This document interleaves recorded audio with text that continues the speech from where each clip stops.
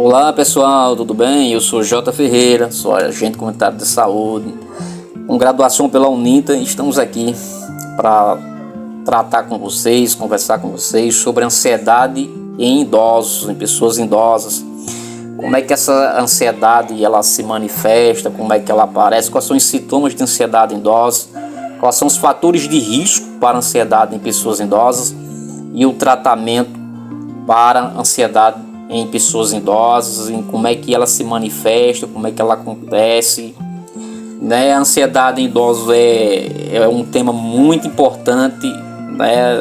Que pode afetar significativamente a qualidade de vida dessas pessoas, e nós vamos trazer alguns pontos importantes sobre ansiedade em pessoas idosas. Essa ansiedade ela pode se manifestar de várias maneiras, né? Incluindo sintomas de depressão, ansiedade generalizada, fobias, ataques de pânico.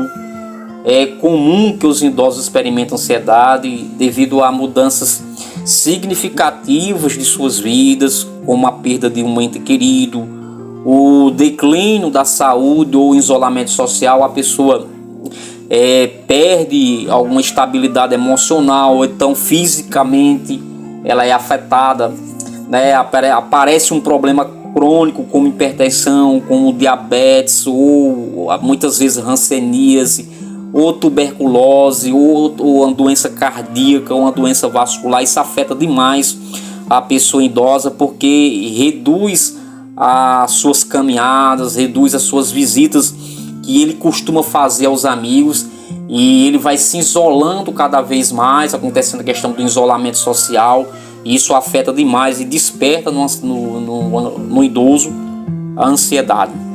Os sintomas nessas pessoas que a gente classifica acima dos 60 anos de idade, que é chamado de idoso jovem com 60 anos, esses sintomas aparecem com preocupação excessiva com a saúde, com as finanças, com a segurança, porque a questão econômica prejudica demais o idoso, porque aumenta os gastos com medicações, aumenta os gastos com a compra de alimentos, porque também é uma mudança alimentar para o idoso, e quando há essa mudança aumenta os gastos financeiros, e aí também causa uma preocupação que a gente tem, porque desperta no idoso a ansiedade, a dificuldade para dormir ou relaxar. Ele tem dificuldade de dormir, né? Muitas vezes a gente tem relato de pessoas idosas que chegam até 1 da manhã acordadas, não conseguem dormir, não conseguem relaxar, e isso prejudica demais a pessoa idosa, porque quando começa o dia, quando o dia chega, essa pessoa está cansada, está debilitada, a fadiga, o cansaço físico, o cansaço mental abate essa pessoa, e ela prefere ficar isolada, ela prefere ficar em casa do que deambular, do que ir na casa de um vizinho, conversar com os amigos, interagir, né? Sintomas físicos como a dor de cabeça, dor muscular ou problemas gástricos também se manifesta, né? A evitação de situações ou atividades, né? Devido ao medo, à ansiedade, porque devido a ela estar fraca, estar debilitada, muitos evitam caminhar, evitam fazer caminhadas, evitam fazer exercícios físicos, eles evitam visitar um parente, alguém mais distante, porque eles têm medo de quedas e de acidentes, e isso vai provocando ansiedade na pessoa idosa.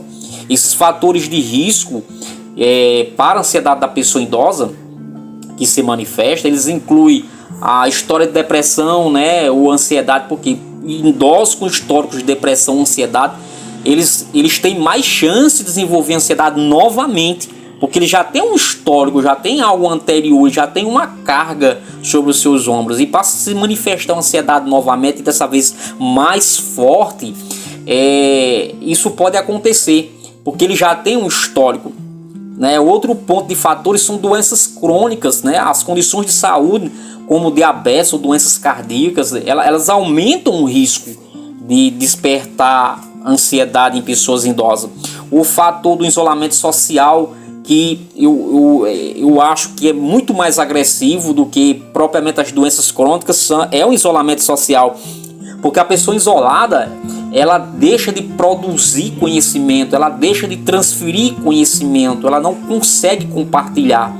E essa falta de apoio social, né, faz com que a pessoa se feche para a vida. Esse isolamento contribui demais para o despertamento da ansiedade em pessoas idosas. O outro fator de risco que a gente tem visto é a mudanças significativas na vida, com a perda de pessoas amadas, né? Um parceiro, um cônjuge partiu.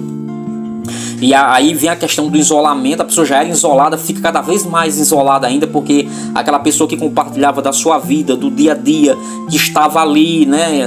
Quando ia dormir tinha aquela pessoa do seu lado, ela agora se vê sozinha, se vê abandonada, desamparada. E esse é muito mais agressivo, a perda de uma pessoa amada. E aí ela vem desencadear uma ansiedade puramente violenta, né? Que muitos que nós já chegamos em casa de pessoas idosas, a gente chegar e tem que caminhar para o hospital porque a ansiedade está muito forte, deixa a pessoa trêmula, a pessoa soa, sente dor de cabeça, chora, as lágrimas caem no canto dos olhos. E aí a gente tem se deparado com esses problemas em pessoas idosas. O tratamento, a gente tem tratamento que é fundamental, que é a terapia cognitivo comportamental, que é uma abordagem terapêutica que ajuda os idosos a identificar o problema e mudar padrões de pensamentos negativos e comportamentos. Essa terapia ela ajuda essa pessoa a identificar o problema, e aí você tem que traçar mudanças de padrões de pensamentos, que são pensamentos negativos, que levam a pensamentos suicidas mais à frente, e mudanças de comportamento, de fumar, beber. Você tem que mudar esse comportamento da pessoa, buscar mudanças como trazer novos métodos, né, para ela caminhar, para ela andar, para ela deambular, conversar com pessoas, deixar o isolamento social e partir para uma abordagem.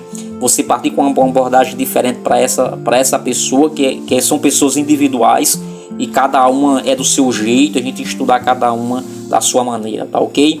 Eu agradeço aqui você estar conosco no nosso vídeo, e dá um like aí, participa, se inscreve no nosso canal. Um abraço e tchau.